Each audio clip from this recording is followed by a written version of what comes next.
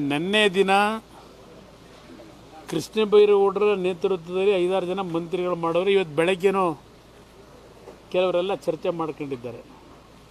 ನಾನು ಎಲ್ಲೂ ಕದ್ದೋಗಲ್ಲ. ನಾನು ಸುಳ್ಳು ಹೇಳ್ಕೊಂಡು ಬೇರೆ ಬೇರೆ ಹೆಸರಿನಿಂದ ನೆರಳು ತಗೊಳ್ಳೋಕ್ಕೂ ಹೋಗಲ್ಲ.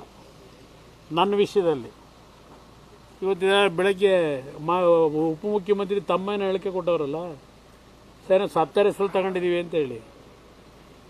ನನಗೆ ಆ ಪ್ರಾಪರ್ಟಿಗೆ ಸಂಬಂಧ ಓನ್ಲಿ ನನ್ನ ಹೆಂಡತಿಯ ತಾಯಿ ವ್ಯವಹಾರ ಅದು ಅಂತಕ್ಕಂಥ ಒಂದು ಸಂಬಂಧ ಇದೆ. ನಾನು ಇಲ್ಲ ಅಂತ ಹೇಳಲ್ಲ, ಇವ್ರ ಥರ ನನಗೇನು ಸಂಬಂಧ ಅಂತಲೂ ಹೇಳಲ್ಲ.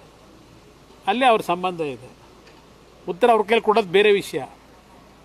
ನಾನು ಡಿನೋಟಿಫಿಕೇಷನ್ ಮಾಡಿರ್ತಕ್ಕಂಥ ನಾನು ಮಾಡಿದ್ದೀನಿ. ನೆನ್ನೆ ಅವರೇ ದಾಖಲಾತಿ ಬಿಡುಗಡೆ ಮಾಡಿದ್ದಾರೆ.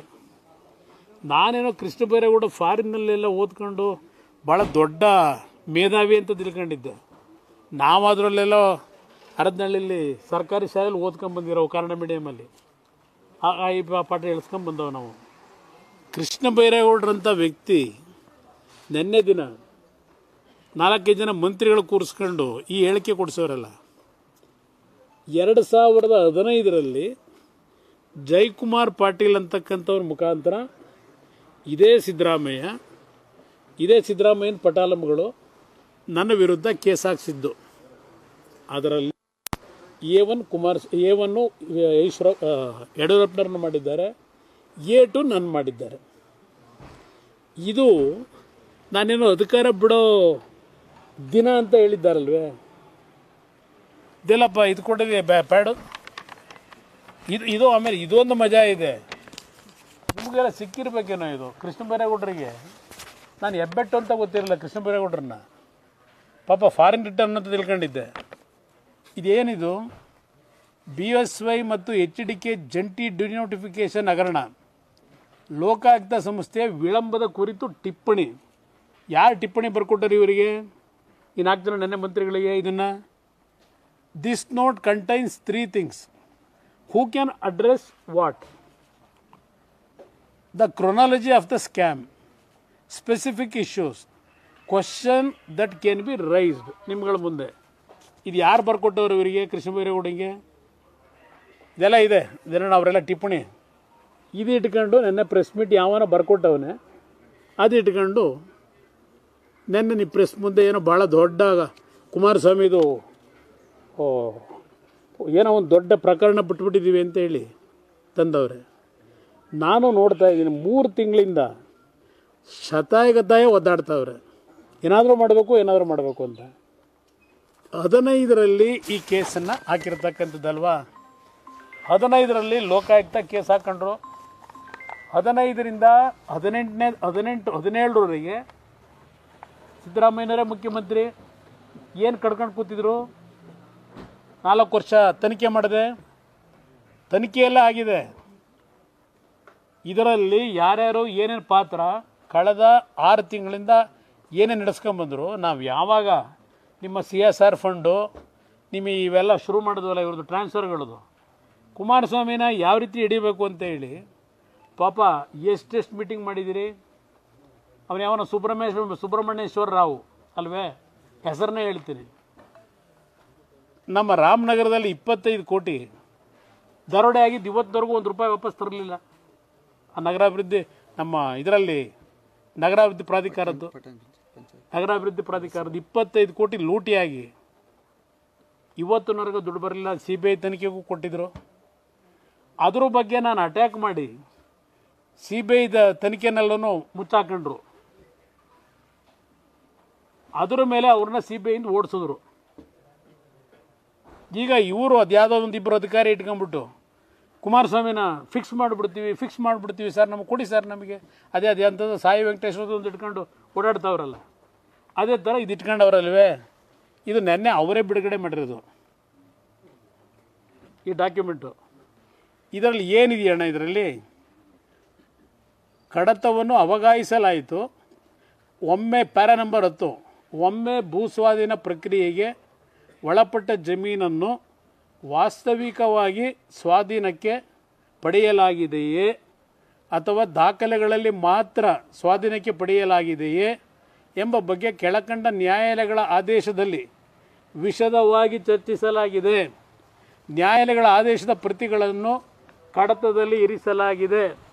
3 ನ್ಯಾಯಾಲಯದ ತೀರ್ಪುಗಳಿದೆ. 1975ರಿಂದಲೂ ನಡೆದಿದೆ ಇದು. ಆಮೇಲೆ ನನ್ನ ಮುಂದೆ ಇದು ಬಂದಾಗ ನಾನು ಫೈಲಲ್ಲಿ ಕಡತದಲ್ಲಿ ಬರೆದಿರೋದು, ಆ ಫೈಲ್ ನಂಬರ್ಗಳ ಇದರಲ್ಲೇ ಬರೆದಿರೋದು ಕಡತದಲ್ಲಿ ಪ್ಯಾರಾದಲ್ಲಿ. ಇದರಂತೆ ನನ್ನ ಮುಂದೆ ಬಂದಾಗ ಬೆಂಗಳೂರು ಉತ್ತರ ತಾಲೂಕು ಕಸಬಾ ಹೋಬಳಿ ಗಂಗೇನಹಳ್ಳಿ ಗ್ರಾಮದ survey number 71B, 71C, 71D ಜಮೀನನ್ನು ಪ್ರಾಧಿಕಾರವು ವಾಸ್ತವಿಕವಾಗಿ ಸ್ವಾಧೀನಕ್ಕೆ ಪಡೆಯಲಾಗಿದೆಯೇ ಅಥವಾ ಇಲ್ಲವೇ ಎಂಬ ಬಗ್ಗೆ ಮೇಲಿನ ನ್ಯಾಯಾಲಯಗಳ ಅಭಿಪ್ರಾಯ ಆದೇಶಗಳ ಹಿನ್ನೆಲೆಯಲ್ಲಿ ಸರ್ಕಾರದ ಪ್ರಧಾನ ಕಾರ್ಯದರ್ಶಿಗಳು, ನಗರಾಭಿವೃದ್ಧಿ ಇಲಾಖೆ ಇವರು ಮನವಿದಾರರು ಹಾಗೂ ಬೆಂಗಳೂರು ಅಭಿವೃದ್ಧಿ ಪ್ರಾಧಿಕಾರ ಇವರಿಬ್ಬರಿಗೂ ನೋಟಿಸ್ ಜಾರಿ ಮಾಡಿ ವಿಚಾರಣೆ ನಡೆಸಿ ಕಾನೂನಿನ ರೀತ್ಯ ಮನವಿಯನ್ನು ಪರಿಗಣಿಸಲು ಅವಕಾಶವಿದ್ದಲ್ಲಿ ಅದರಂತೆ ಕ್ರಮ ಕೈಗೊಳ್ಳುವಂತೆ ಆದೇಶಿಸಿದೆ. ಏನಿದೆ ಇದರಲ್ಲಿ? ಕುಮಾರಸ್ವಾಮಿ ಸೈನ್ ಹಾಕಿರೋದ್ರಲ್ಲಿ ನಾನು ಡಿನೋಟಿಫಿಕೇಶನ್ ಮಾಡಿದ್ದೀನ ಇಲ್ಲ ಡಿನೋಟಿಫಿಕೇಶನ್ ಮಾಡೋಕ್ಕೆ ವೇದಿಕೆ ಸಿದ್ಧ ಮಾಡಿಟ್ಟಿದ್ನ? ಇದು ನಾನು ಆಗಸ್ಟ್ ತಿಂಗಳಲ್ಲಿ ಮಾಡೋದು. ನನ್ನ ಸರ್ಕಾರ ಹೋಗಿರೋದು ಅಕ್ಟೋಬರಲ್ಲಿ. ಇದು ತರಾತುರಿಲಿ ರಾಜೀನಾಮೆ ಕೂಡ ದಿವ್ಸ ಮಾಡವ್ರೆ ಅಂತೇನು ಹೇಳ್ಕೊಂಡವೆ. ಅದ್ಯಾರೋ ಸತ್ತಾರ ಹೆಸರಿನಲ್ಲಿ ಡಿನೋಟಿಫಿಕೇಶನ್ ಅಂತ ಇವತ್ತು ಅದೇನು ಹೇಳೋರಲ್ಲ, ಅದು ಅವ್ರ ಕೆಲಸ. ಬೆನಗಾನಹಳ್ಳಿ ಕೇಸಲ್ಲಿ ಇದೇ ಯಡಿಯೂರಪ್ಪನವ್ರ ಹತ್ರ ಇದೇ ನಿಮ್ಮ ಡಿ.ಕೆ. ಶಿವಕುಮಾರು ಶ್ರೀನಿವಾಸ್ ಅಂತ ಸತ್ತೋಗಿದ್ದಾರಲ್ಲ, ಅವ್ರ ಜಮೀನನ್ನ ಹೆಬ್ಬೆಟ್ಟು ಯಾರ ಕೈಲಿ ಒತ್ತಿಸ್ಕೊಂಡ್ರು. ಬೆನಗಾನಹಳ್ಳಿ ಕೇಸ್ ಇತ್ತಲ್ಲ ಕೋರ್ಟ್ಗಳಲ್ಲಿ, ಅದನ್ನು ರಾಜಿ ಮಾಡ್ಕೊಳ್ಳೋದಕ್ಕೆ ಯಾರ್ಯಾರಿಗೆ ಎಷ್ಟೆಷ್ಟು ದುಡ್ಡು ಕೊಟ್ಟರು. ಆ ರಾಜಿ ಮಾಡೋಕ್ಕೆ ನನ್ನ ಹತ್ರಲ್ಲೇ ಹಿಂದೆ ಇದ್ದಲ್ಲ ಒಂದು 4-5 ಜನ ಮಂತ್ರಿಗಳ ಕೆಲಸ ಮಾಡಿದಾರೆ ನನ್ನ ಜೊತೆಲಿ. ಅವರ ಕೇಸ್ ಹಾಕ್ದಾರನ್ನ ಕರೆದು ಏನೇನು ಪಂಚಾಯಿತಿ ಮಾಡಿದರು ಗೊತ್ತಿದೆ ಡಿ.ಕೆ. ಸುರೇಶ್ಗೆ. ಯಾವುದದು ಬೆನಗಾನಹಳ್ಳಿ ಪ್ರಾಪರ್ಟಿ. ನಾನು ಅಂಥ ಹಲ್ಕ ಕೆಲಸ ಮಾಡಿಲ್ಲ. ಸಿದ್ದರಾಮಯ್ಯ ಮಾಡ್ದಂಗೆ ಮಾಡಿಲ್ಲ. ಇಲ್ಲಿ ಸಿದ್ದರಾಮಯ್ಯನವ್ರದಕ್ಕೂ ನನಗೂ ವ್ಯತ್ಯಾಸ ಇದೆ. 14 ಸೈಟ್ ಹೇಳ್ಬೇಕು ಅನ್ನೋದಾದರೆ ಸಿದ್ದರಾಮಯ್ಯನವ್ರದ್ದು ಇದರಲ್ಲಿ ಇಶ್ಯೂನಲ್ಲಿ ಯಾವ ನಿಮ್ಮ ಮೂಡಾದವರು ಅಕ್ವೈರ್ ಮಾಡ್ಕೊಂಡಿದ್ರು ಆ ಪ್ರಾಪರ್ಟಿ ಮೂಡ ಪ್ರಾಪರ್ಟಿ, ಅದನ್ನು ಇವ್ರು ಹೋಗ್ಬಿಟ್ಟು 14 ಸೈಟ್ ತಗೊಂಡು ಸುಳ್ಳು ದಾಖಲೆಗಳು ಸೃಷ್ಟಿ ಮಾಡ್ಕೊಂಡು, ಇದರಲ್ಲಿ ನಂದೇನಿದೆ ಪಾತ್ರ? ಇದರಲ್ಲಿ ಏನೇನೋ ಮಾಡಿಬಿಟ್ಟಿದೆ ಅಂತೇಳಿ ಅಯ್ಯೋ ಲೋಕಾಯುಕ್ತವ್ರೆ ರಕ್ಷಣೆ ಕೊಟ್ಬಿಟ್ರೆ ಹೇಗೆ? ಯಾವ ಲೋಕಾಯುಕ್ತ ರಕ್ಷಣೆ ಕೊಟ್ಟವ್ರೆ? ನಾನು 18ರಲ್ಲಿ ಮುಖ್ಯಮಂತ್ರಿ ಇದ್ನಲ್ಲ, 14 ತಿಂಗಳು ನಾನೇ ಎಲ್ಲ ಕ್ಲೋಸ್ ಮಾಡ್ಕೊಳಕ್ಕೆ ಆಯ್ತಿರಲಿಲ್ಲ. ಇವ್ರಂಗೆ ಯಾವುದೋ ACB ಮಾಡ್ಕೊಂಡು 50-60 ಕೇಸ್ಗಳು ಕ್ಲೋಸ್ ಮಾಡ್ಕೊಳ್ಳಿಲ್ವಾ? ಮಿಸ್ಟರ್ ಕೃಷ್ಣ ಬೈರೇಗೌಡ, ಒಂದು ಮಾತು ಹೇಳ್ತೀನಿ, ಯಾರನ್ನೋ ಬೆಚ್ಚಿಸ್ಕೊಳ್ಳಿಕ್ಕೆ ಇವೆಲ್ಲ ಇಟ್ಕೊಂಡು ನನ್ನೇನು ಅಲ್ಲಾಡ್ಸೋಕ್ಕಾಗಲ್ಲ. ಇನ್ಯಾವ ಸಣ್ಣ ಪುಟ್ಟ ಪುಡಿ ಇದಕ್ಕೆಲ್ಲ ನಾನು ಚರ್ಚೆ ಮಾಡೋಕ್ಕೆ ಹೋಗಲ್ಲ. ಏನೇನು ಮಾಡಿದಿರಿ ಕಂದಾಯ ಇಲಾಖೆಯಲ್ಲಿ ಹೊರಗಡೆ ಬರ್ತವೆ. ಏನು ಮಹಾ ಹರಿಶ್ಚಂದ್ರ ಪ್ರಾಮಾಣಿಕ, ಇದ್ಯಾವುದನ್ನೋ ಇಟ್ಕೊಂಡು ಸಾತ್ತಿರೋದು ಇದು. ಇದನ್ನ ಹಿಡ್ಕೊಂಡು ಆಟ ಆಡೋಕೆ ಹೊರಟಿದ್ದೀರಲ್ವಾ? ಮಾಡಿ, ಇದು ಯಾವ ತನಿಖೆ ಮಾಡ್ತೀರೋ ಮಾಡ್ಕೊಳ್ಳಿ. ರಾಕೇಶ್ ಸಿಂಗ್ ಅವರು ಏನೋ ಅಡ್ಮಿಟ್ ಮಾಡ್ಕೊಂಡಿದ್ದಾರೆ ಅಂತ. ಏನಂತ? ಆವತ್ತಿನ ಮುಖ್ಯಮಂತ್ರಿಗಳು ನನಗೆ ಮಾಡು ಅಂತ ಹೇಳಿದ್ರು ಅಂತ ಅಂದ್ಬಿಟ್ಟು ರಾಕೇಶ್ ಸಿಂಗ್ ಅವರು ಸ್ಟೇಟ್ಮೆಂಟ್ ಮಾಡಿದ್ದಾರೆ ಅಂತ ಅಂದ್ಬಿಟ್ಟು. ರಾಕೇಶ್ ಸಿಂಗು ನನಗೂ ಸಂಬಂಧ ಏನು? ಎಲ್ಲಿ ಬರೆದವ್ರೆ? ಇವತ್ತು ಸರ್ಕ್ಯುಲೇಟ್ ಮಾಡ್ತಾ ಇದ್ದಾರೆ. ಓ, ಅಲ್ಲಿ ರೇರಾ ಕೊಟ್ಟಿರೋದಕ್ಕೆ, ರೇರಾ ಚೇರ್ಮನ್ ಮಾಡಿರೋದಕ್ಕೆ ಅವರು ಬಳುವಳಿ ಕೊಟ್ಟಿರೋದು ಅವ್ರಿಗೆ ಸರ್ಕಾರಕ್ಕೆ. ರಾಕೇಶ್ ಸಿಂಗು ಅದಕ್ಕೆ ಕೊಟ್ಟವ್ರು, ಹೇಳಿಕೆ ಕೊಟ್ಟರು. ಮುಖ್ಯಮಂತ್ರಿಗಳು ನಮಗೆ ಒಂದು ನಿಮಿಷ, ನಾನು ಮಾಡಲಿಕ್ಕೆ ಹೇಳಿರ್ತಕ್ಕಂಥ ಯಾವ ಮಾಹಿತಿ ಇದೆ, ಯಾವ ಸಾಕ್ಷಿ ಇಟ್ಕೊಂಡಿದ್ದಾರೆ ರಾಕೇಶ್ ಸಿಂಗು ಕೇಳ್ತೀನಿ. ರಾಕೇಶ್ ಸಿಂಗ್ ಹೆಸರು ಹೇಳಿದ್ರು ಅವರು. ರಾಕೇಶ್ ಸಿಂಗ್ ಹೆಸರು ಹೇಳಿದರೆ ರಾಕೇಶ್ ಸಿಂಗಿಗೂ ಪ್ರಶ್ನೆ ಮಾಡ್ತೀನಿ. ನಾನು ಯಾವ ಸಂದರ್ಭದಲ್ಲಿ ಡಿನೋಟಿಫೈ ಮಾಡು ಅಂತ ಹೇಳಿದ್ದೇನೆ? ಇಲ್ಲೇ ನಿಮ್ಮ ಕಡತದಲ್ಲೇ ಇದೆಯಲ್ಲ, ನೀವು ಮಾಡಿರೋ ರಿಲೀಸ್ ಇದು, ನಂದಲ್ಲ ಇದು. ಅಲ್ಲ, ಬಟ್ ಅವ್ರ ಅಲಿಗೇಷನ್ ಇರೋದು ಯಡಿಯೂರಪ್ಪನವ್ರು ಮಾಡಿಕೊಟ್ಟು ಕುಮಾರಸ್ವಾಮಿಗೆ. ನಾನು ಯಡಿಯೂರಪ್ಪನವರು ಆ ಸಂದರ್ಭದಲ್ಲಿ ನಮ್ಮ ಹೋರಾಟ ಆಗಿತ್ತು. ನನ್ನ ಅವರ ಹೋರಾಟ ಯಾವ ರೀತಿ ಇತ್ತು ಅನ್ನೋದು ಗೊತ್ತಿದೆ ನಿಮಗೆ. ಯಡಿಯೂರಪ್ಪನವ್ರು ನನಗೋಸ್ಕರ ಮಾಡ್ಕೊಡೋಕ್ಕೆ ಸಾಧ್ಯವಾ? ಆಮೇಲೆ ನನ್ನ ರಾಜಕೀಯ ಜೀವನದಲ್ಲಿ ನಾನು ಯಾರ ಹತ್ರನೂ ತಪ್ಪು ಮಾಡಿ ಅಯ್ಯೋ ನಾನು ಮಾಡಿಬಿಟ್ಟಿದ್ದೀನಿ, ಅಯ್ಯೋ ನಾನು ಉಳಿಸಿ ಅಂತ ಹೇಳಿ ಇದುವರೆಗೂ ಯಾರ ಹತ್ರನೂ ಕೈ ಕಟ್ಟಿ ಹಾಕಿ ನಿಂತಿಲ್ಲ. ನಾನು 100 ಬಾರಿ ಹೇಳಿದ್ದೇನೆ, ಯಾವುದಾದ್ರೂ ಒಂದು ಸಣ್ಣ ತಪ್ಪನ್ನು ನನ್ನ ಅಧಿಕಾರ ಅವಧಿ ಮಿಸ್ಯೂಸ್ ಮಾಡ್ಕೊಂಡು ಮಾಡಿರ್ತಕ್ಕಂಥದ್ದು ಹೊರಗಡೆ ಬಂದರೆ 2 ಬಾರಿ ಮುಖ್ಯಮಂತ್ರಿಯಾಗಿ 5 ಸೆಕೆಂಡು ರಾಜಕಾರಣದಲ್ಲಿ ಇರಲ್ಲ ನಾನು. ಈ ಥರ ಅಯ್ಯೋ ಸಂಗೊಳ್ಳಿ ರಾಯಣ್ಣನ ಹಿಡ್ಕೊಟ್ಟವರು, ಕೊಲೆ ಮಾಡಿದವರು, ಸಾಯಿಸ್ಬಿಟ್ಟವರು ನಂಬರೇ ದಿನಾ ಭಾಷಣ. ಅದೇ ರೀತಿ ಈಗ ನನ್ನ ಮೇಲೂ ನಮ್ಮ ಹಿತಶತ್ರುಗಳಂತ ಸ್ವಪಕ್ಷೀಯ ಇದು ಇದು ಇದು ಹಾಂ, ಅದು ಡಿನೋಟಿಫಿಕೇಶನ್ ಆಗಿದೆಯಾ ಸರ್?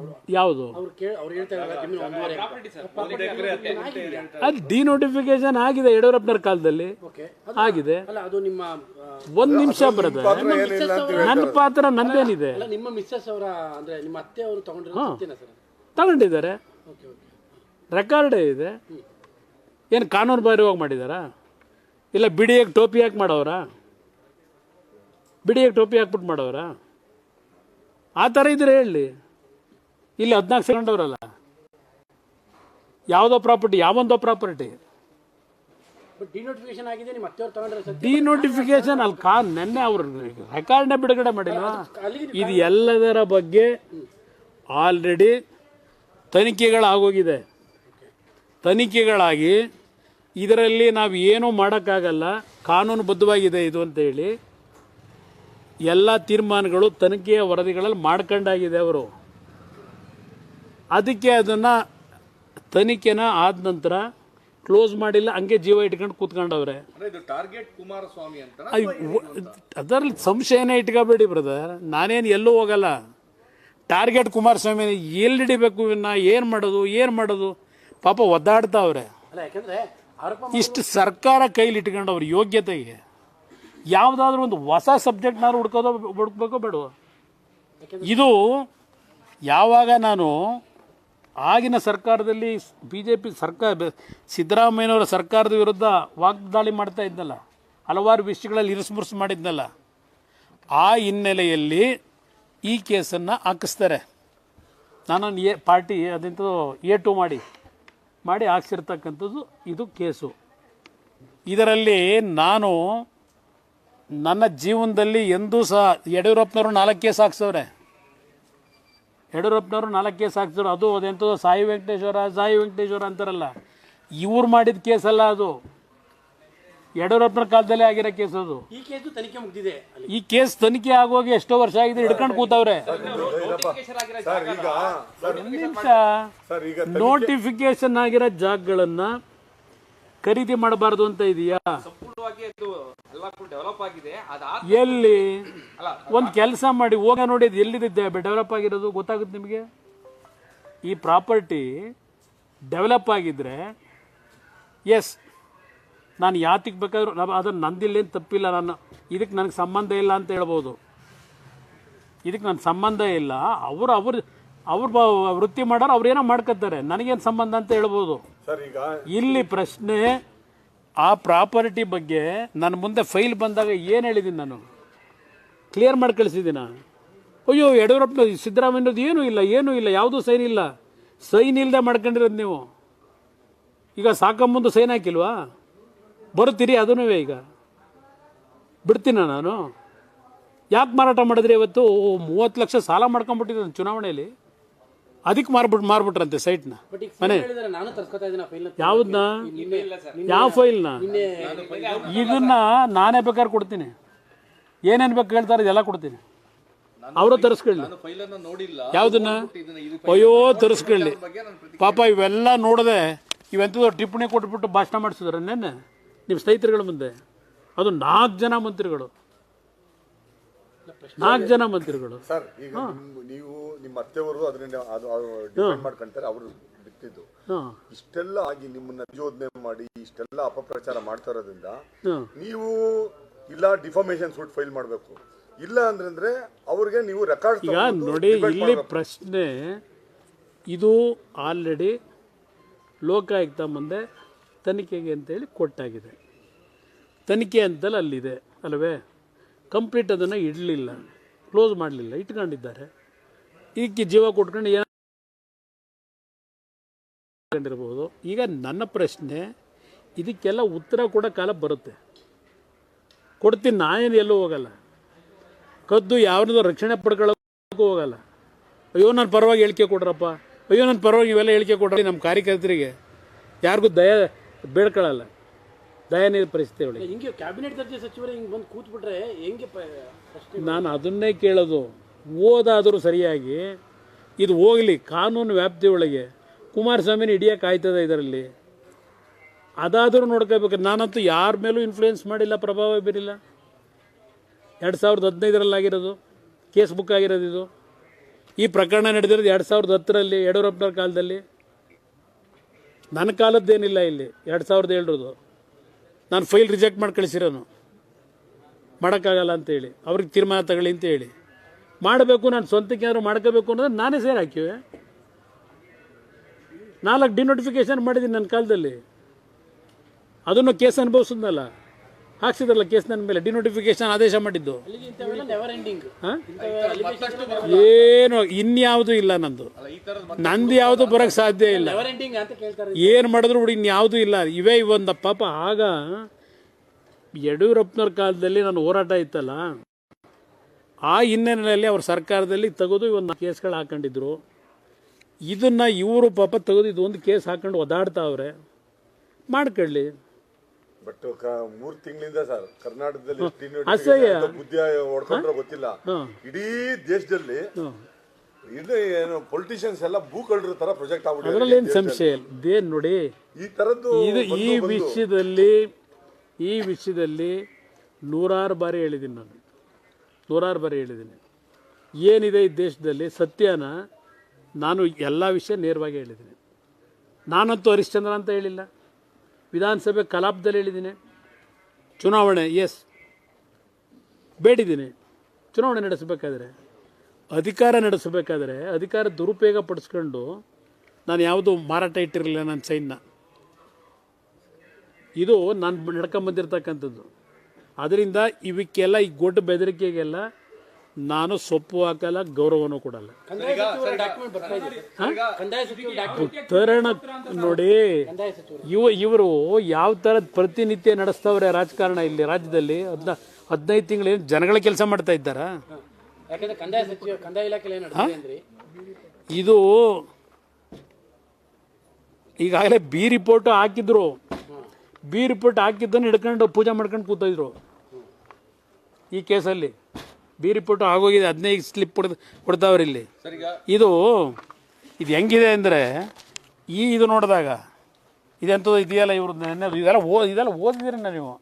ಯಾರ್ಯಾರು ಏನೇನು ಮಾತಾಡಬೇಕು ಇದೆಯಲ್ಲ, ಯಡಿಯೂರಪ್ಪನವ್ರಿಗೆ ಏನು ಹೇಳಬೇಕು, ಇದೆಲ್ಲ ಏನು ಹೇಳಿದೆ ಅಂಥದ್ದು ಕ್ರೊನಾಲಜಿ ಆಫ್ ದ ಸ್ಕ್ಯಾಂಡಲ್ಲು.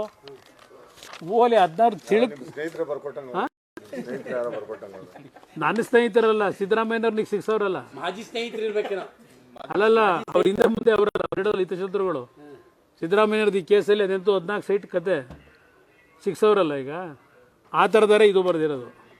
ಇದು ಅವರೇ ಸಿಗಾಕತ್ತೇವೆ, ನಾನು ಸಿಗಾಕಲ್ಲ. ಅಲ್ಲ, ನೀವು ಓದ್ತಾ ಇರೋದು ನೋಡಿದ್ರೆ ಸಾಮಾಜಿಕ ನಾಟಕದಲ್ಲಿ ಡೈಲಾಗ್ ಬರ್ಕೊಡ್ತಾರಲ್ಲ, ಅದು ನೋಡ್ ನಂಗೆ ಇದೆ. ಇದು ಅದೇಂದ್ರೆ ಟೂಲ್ ಕಿಟ್ ಅಂತಾರಂತಲ್ಲ, ಟೂಲ್ ಕಿಟ್ ಇದು ಕತೆ. ಇದು ಆ ಮಟ್ಟಿಗೆ ಇಳುವಾಗವ್ರೆ. ಕೃಷ್ಣ ಬೈರೇಗೌಡ ಅದು ಹೇಗೆ ಎಲ್ಲರದ್ದು ಕಿಡ್ದು, ದಿನೇಶ್ ಗುಂಡೂರಾವ್, ಸಂತೋಷ್ ಲಾಡು. ಓಹೋ, ಏನು ರಾಜಕಾರಣಿಗಳ ಆರೋಪ ಪ್ರತ್ಯಾರೋಪ ಇದರಿಂದನೇ ಯಾವುದೇ. ನೋಡಿ, ನಾನು ಕರ್ನಾಟಕ ರಾಜ್ಯದ ಜನತೆಗೆ ಮನವಿ ಮಾಡೋದು, ಇವತ್ತು ಒಂದು ರಾಜ್ಯದ ಒಂದು ಆಡಳಿತದ ಬಗ್ಗೆ ಇನ್ನೊಂದು ಗೌರವ ಇತ್ತು. ಆ ಗೌರವ ಇವತ್ತು ಹೋಗ್ತಕ್ಕಂಥ ವಾತಾವರಣ ಯಾವ್ಯಾವ ರೀತಿ ನಿರ್ಮಾಣ ಆಗಿದೆ, ತೀರ್ಮಾನ ನೀವು ಮಾಡ್ಕೊಳ್ಳಿ. ನಾನು ನಾಡಿನ ಜನತೆಗೆ ಹೇಳ್ತೇನೆ, ಅತ್ಯುತ್ತಮವಾದಂಥ ರಾಜ್ಯ ಅಂತಕ್ಕಂಥ ಹೆಸರಿದ್ದಿದ್ದು ಇವತ್ತು ಈ ಪರಿಸ್ಥಿತಿಗೆ ಇವತ್ತಿನ ರಾಜಕಾರಣಿಗಳು ತರ್ತಾ ಇದ್ದೇವೆ. ಎಂತೆಂಥ ಇಶ್ಯೂಗಳು ಬರ್ತಾ ಇದೆ ಈಗ. ಇದು ಅಸಹ್ಯ ಆಗೋದಿಲ್ವಾ?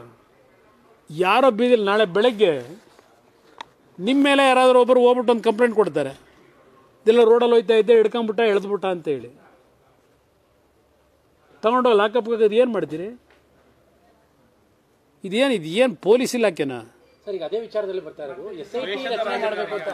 ನಾನು ನೋಡಿ SIT ಬಗ್ಗೆ ರಚನೆ ಆದ ದಿವಸಲೇ ಮೊದಲೇ ನಾನು ಹೇಳಿದ್ದೇನೆ, ಮೊದಲನೇ ಬಾರಿಗೆ ನಾನೇ ಹೇಳಿದವನು, ಯಾರೂ ಹೇಳಿಲ್ಲ.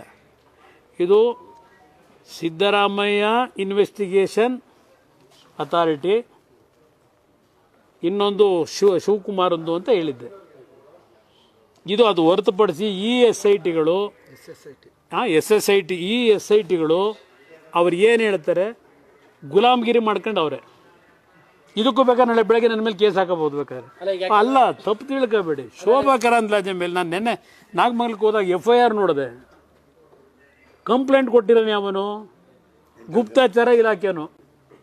ಗುಪ್ತಚರ ಇಲಾಖೆಯನ್ನು ಅಲ್ಲಿ ಮಾಹಿತಿ ಸಂಗ್ರಹ ಮಾಡಕ್ಕೆ ಇಟ್ಟವರಂತೆ. ಅವನು ಶೋಭಾ ಕರಂದ್ಲಾಜೆ ಮೇಲೆ ಗುಪ್ತಚರ ಇಲಾಖೆ ಮಾಹಿತಿ ಕೊಡೋನು ಅದು ಎಂಥದೋ ಅಲ್ಲೆಲ್ಲ ಗಲಭೆ ಹುಟ್ಟಾಕೋದಕ್ಕೆ ಅದೇನೋ ಮಾಡ್ತಾವ್ರೆ, ಅದು ಮಾಡ್ತಾವ್ರೆ, ಇದು ಮಾಡ್ತಾವ್ರೆ ಅಂತೇಳಿ ಮೆಸೇಜ್ ಕೊಟ್ಬಿಟ್ಟಂತೆ.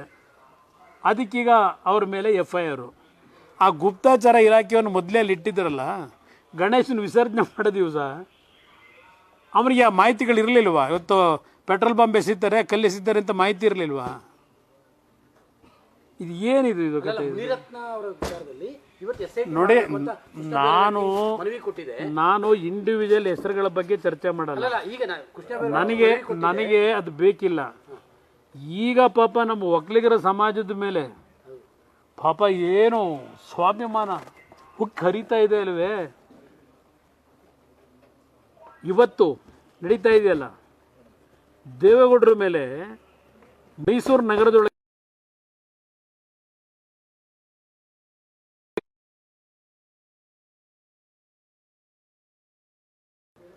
ಎಲ್ಲೋಗಿತ್ತು ಇವರಿಗೆ ಒಕ್ಕಲಿಗರ ಸ್ವಾಭಿಮಾನ?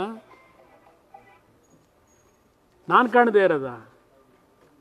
ಇವತ್ತು ಒಕ್ಕಲಿಗರ ಸ್ವಾಭಿಮಾನನ ಯಾವ ರೀತಿ ಹಾಳು ನನಗೆ ಅದರಲ್ಲಿ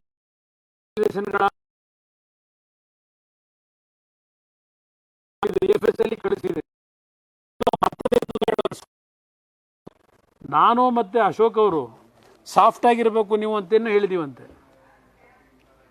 ಸಾಫ್ಟ್ ಆಗಿರೋಕೆ ಹೇಳಿದೀವಂತೆ. ಸರ್ ಇದನ್ನೆಲ್ಲ ಬಿಟ್ಟಾಕಿ ಸರ್. ಅದ್ಯಾವ್ದು ನಾನು ಹೇಳಿ ಬ್ರದರ್. BML ಬಹಳಷ್ಟು ಜನ ಅಸೋಸಿಯೇಷನ್ ಅವರು ಇಡೀ ದೇಶದಲ್ಲಿರೋ 11 BML ಅವರು ಪ್ರೈವೇಟೈಸೇಷನ್ ಮಾಡ್ಬಿಡ್ತಾರೆ ನಮಗೆ ಗೌರ್ಮೆಂಟ್ ಅಂತ ಒಂದಿದೆ. ಎರಡನೇ ಪ್ರಶ್ನೆ ಏನಂತಂದ್ರೆ, ಕೇಂದ್ರ ಸರ್ಕಾರದ ಇಂಡಸ್ಟ್ರೀಸ್ ಏನಿದೆ ಆ ಲ್ಯಾಂಡ್ ನ ಬಹಳಷ್ಟು ಜನ ಎನ್ಕ್ರೋಚ್ಮೆಂಟ್ ಮಾಡ್ಕೊಂತಾರೆ, ಇನ್ಕ್ಲೂಡಿಂಗ್ BML ಸೇರಿ.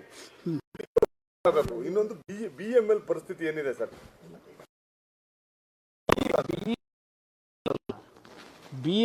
ನನಗೆ ಬರುತ್ತೆ.